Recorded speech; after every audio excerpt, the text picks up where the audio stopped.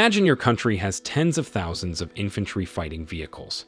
Now imagine that just 3 years after your leader starts a war, over half of them are gone. That's the grim reality now facing Russia.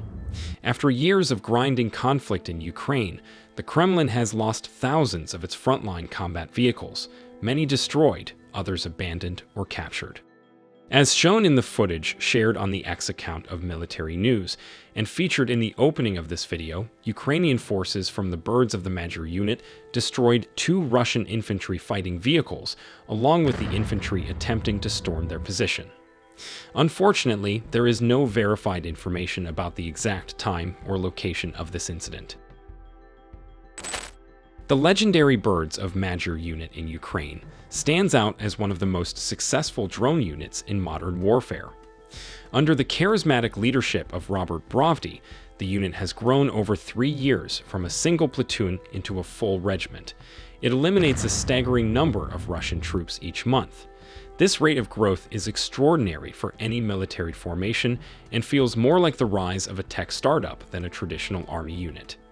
Perhaps that is exactly what Birds of Magyar truly represents. The unit gained massive popularity online with viral drone strike compilation videos. These were enhanced by Brovdy's trademark slogans like Jaga Jaga and Bada Boom, which punctuate each successful attack. But Magyar's success is about far more than just flashy footage. The numbers tell a clear story. This single unit contributes a significant portion of Ukraine's combat effectiveness on the front. The unit began producing its own drone bombs, and by March 2023, Birds of Magyar had evolved from a simple reconnaissance platoon into an assault drone company. They started as part of the Territorial Defense Forces and were later integrated into the regular army under the 59th Motorized Infantry Brigade.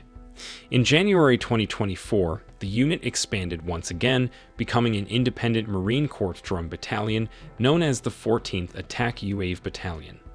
By December 2024, the battalion grew even further into a full regiment, tripling its personnel and operational capacity. Russia's full-scale invasion of Ukraine has triggered the bloodiest conflict in Europe since World War II.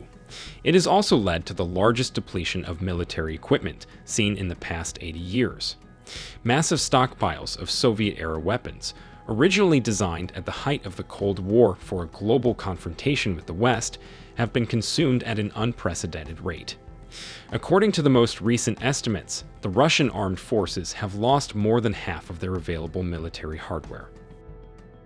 Unless something unexpected happens, the most likely scenario involves a gradual reduction in combat intensity by late 2025 or early 2026. This would be driven by basic shortages of tanks, armored vehicles, and artillery. Alternatively, the nature of the war could shift. Both sides may increasingly rely on missile and drone strikes against rear positions, while the front lines remain largely static. The Military Tracking Project, ORIX, estimates that Russia has lost over 20,000 pieces of military hardware since February 24, 2022. Ukrainian losses, by comparison, are estimated at around 7,600. If we focus only on armored vehicles such as tanks, infantry fighting vehicles, and armored personnel carriers, Russia has lost about 11,600 units, while Ukraine has lost 3,800.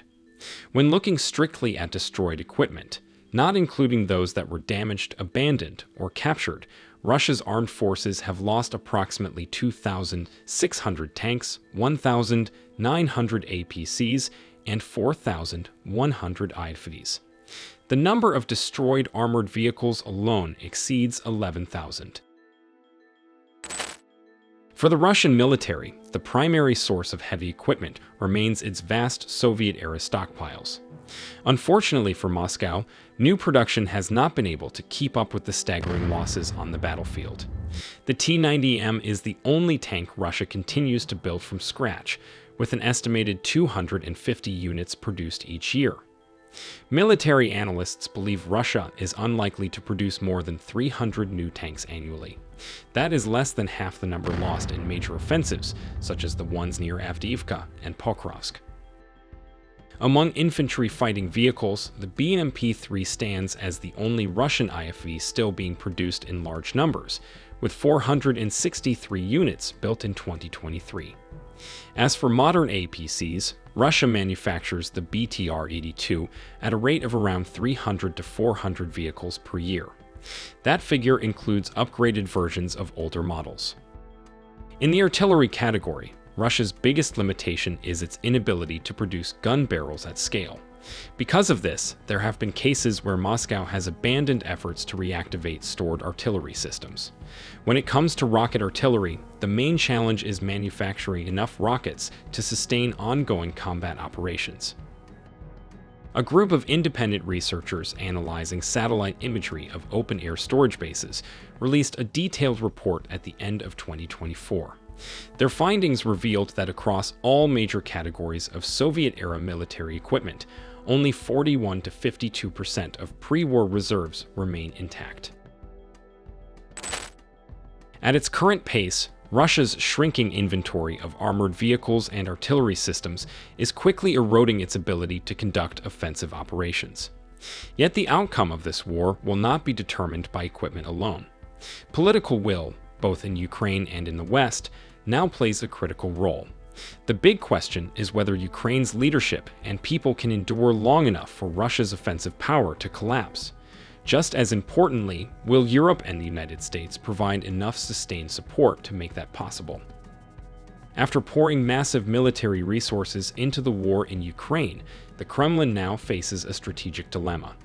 If Russia ever hopes to prepare for a future confrontation with the West, it must first rebuild its entire military force. This means replacing not only active frontline units, but also restocking its strategic reserves. However, Soviet-era equipment is rapidly running out.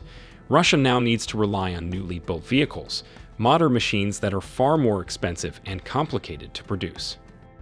Estimates suggest that Russia can only manufacture a few hundred tanks per year, far below what it has lost in major offensives. The same production bottlenecks exist for infantry fighting vehicles, armored personnel carriers, and artillery systems.